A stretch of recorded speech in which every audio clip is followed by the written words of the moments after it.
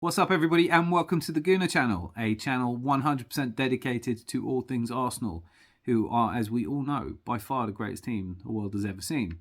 In this video, I'm going to be asking and hopefully answering a very simple question, which is namely, can Alexander Zinchenko defend? Now, if you're wondering why I'm asking this question, considering that he plays for a team which is top of the league by 5 points with 12 games to go and has conceded the second fewest goals of any team in that league, particularly given that he's been an almost ever-present, then, well, it's because he has his detractors. Can I just say, yeah? Nobody ever told me Zinchenko can defend. No, Lee, you're always picking on Zinchenko. He's a fucking left-back, or his job in the team is to play at left-back.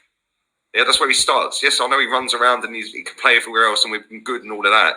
Yeah, but ultimately, without the ball, his job is to defend. The geezer cannot defend.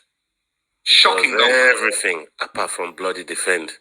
Apart Mate, from he's a playing good player. his own I'm not position. knocking him. He's a good player, but he cannot defend. And people want to get onto me and tell me, oh, but he's a good defender. No, he ain't. Let's just put that in the bin. How the fuck are we conceded after 12 seconds? Ain't even changed the score. Certainly having come in summer for £30 million from Manchester City, where he spent 6 seasons, won 4 Premier Leagues, 4 League Cups and an FA Cup, and obviously worked with Mikel Arteta in that period, joining at the same time as Gabriel Jesus. He did replace Kieran Tierney, who was a fan's favourite and still is. And since he has replaced him, Kieran Tierney has had very few minutes this season. His sickness just before the recent game against Sporting kept him out of that, and Zinchenko played that.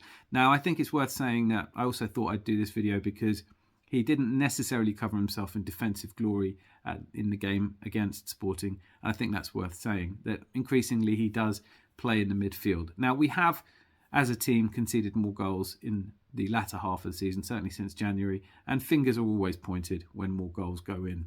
I thought what we would do, though, is have a look at one of his main detractors. First of all, here's Lee Gunner talking about possibility of us signing Zinchenko while it was still rumours. Not a bad player, is he? Obviously, he is a left-back, as people will know. He's under contract for another 2 more seasons. So this is not going to cost a stupid amount of money to buy him. But, and there is a but, let's not get too giddy about him. Yeah, because although I think he is a good player, you've genuinely got to look and say, why would he want to leave Manchester City unless they just want to force him out? You've got to question someone's desire and somebody's will to win the highest level if they're leaving a club where they're doing that to go to a club that don't do that. Yeah, I've always thought players that leave, maybe we don't know what goes on behind the scenes. Maybe they are looking to get rid of him. I think he's a decent player. I think that he could be good cover for Kieran Tierney. He's obviously a lot better than Nuno Headless Chicken Tavares, who is literally just an Olympic sprinter. So, okay, it's not looking as prescient now, the idea that why would he leave Man City to join Arsenal when at Man City he can challenge for honours and at Arsenal he can't.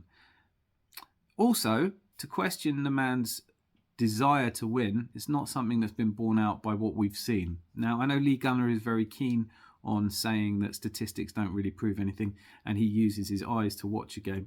But I'm going to use some statistics, and I think those statistics may go some way to explaining why Mikel Arteta feels that Oleg Zinchenko offers us something that Kieran Tierney doesn't.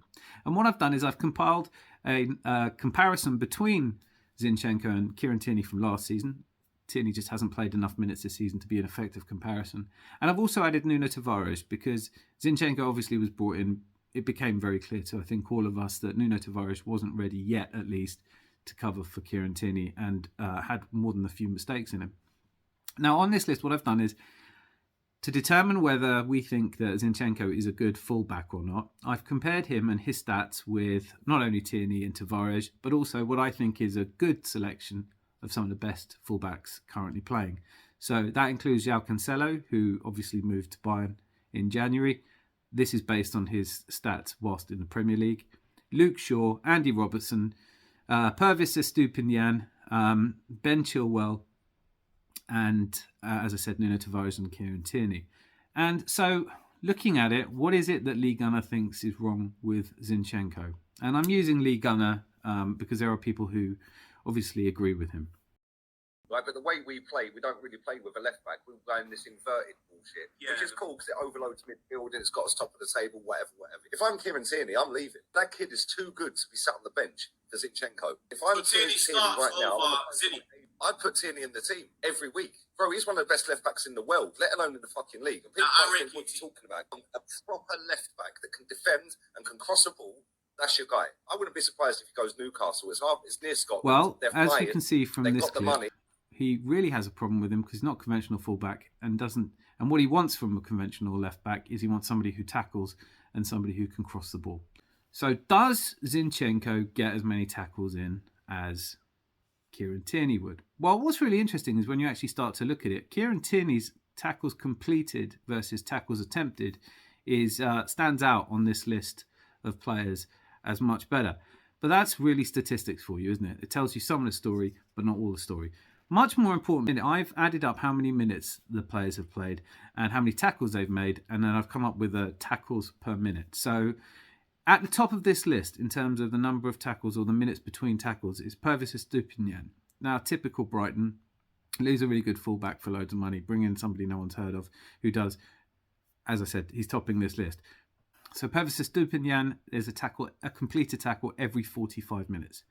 João Cancelo every 47 minutes and Zinchenko every 51 minutes. Then there's Ben Chilwell on 54, Luke Shaw on 58, Andy Robertson on 78 and Kieran Tierney with a completed tackle for every 113 minutes played. Now, this is based on Tierney last season, and actually in the period that I was looking at, he completed far more minutes than any of the other players on this bar. So what that seems to tell you is that although Kieran Tierney is far better at completing tackles he attempts far fewer of them. In fact, tackles attempted, João Cancelo is on 36, Zinchenko is on 45, and Kieran Tierney is on 19.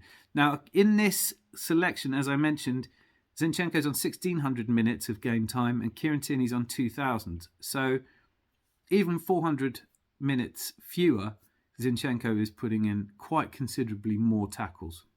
The other metric, which Lee Gunner brings up, is you want them to be able to cross into the area. So for that, I've looked at just passes and I've done the same thing. Now, what's interesting here, obviously there's a lot more passes. So João Cancelo tops this list at a pass every 1.4 minutes, followed by Zinchenko, then Luke Shaw, then Andy Robertson, then Pervis Estupiñán, then Ben Chilwell, then Kieran Tierney. In fact, Kieran Tierney is miles behind this. He's not getting those kind of crosses in that I think Lee Gunner thinks he is. Looking at these metrics, okay, what are the other kind of things we can look at?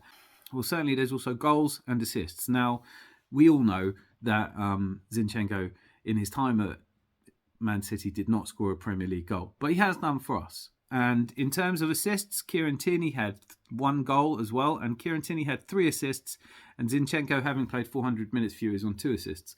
So in terms of goal involvement, pretty much level terms, I would say. What is it then that is complicated about this? If Arteta was just looking at these stats and wasn't involved with the players training every single day, you would expect him to pick Zinchenko. As I said earlier, the question itself seems to me a little baffling when you think that we are currently top of the league. We have the second fewest goals scored. Well, I'm not going to repeat myself. Zinchenko, for me, is doing more. If having gone from Kieran Tierney playing last season, we were 5th, to Zinchenko this season, us being 1st, if those things aren't moving enough, what is it that Kieran Tierney offers you that Zinchenko doesn't? Now, I love Kieran Tierney's character and personality, but I think when you look at the team at the moment, Zinchenko's in and around it always. And he was a driving force in a game against Sporting on Thursday, where he was substituted off and replaced by Tomiyasu, who also did a fantastic job as left-back. So arguably, Kieran Tierney's move to Newcastle, should it happen, is happening because he's also fallen behind Tomiyasu in the pecking order. Football is not sentimental. I am a huge fan of Kieran Tierney. I've said it over and over again. I do agree with what Lee Gunner is saying in that he's a great left back and it would be a shame to see him go to Newcastle, but he is too young and too good to be bench warming for us. And he is bench warming for us because his performances are not as good as those of Zinchenko. I hope I've made that point. Thank you so much for watching this video. If you liked it, then click like. If you didn't like it, then click like. And if you haven't done so already, then click subscribe. That way I can keep you updated with all the news and views and the analysis of our beloved club. Lots of love.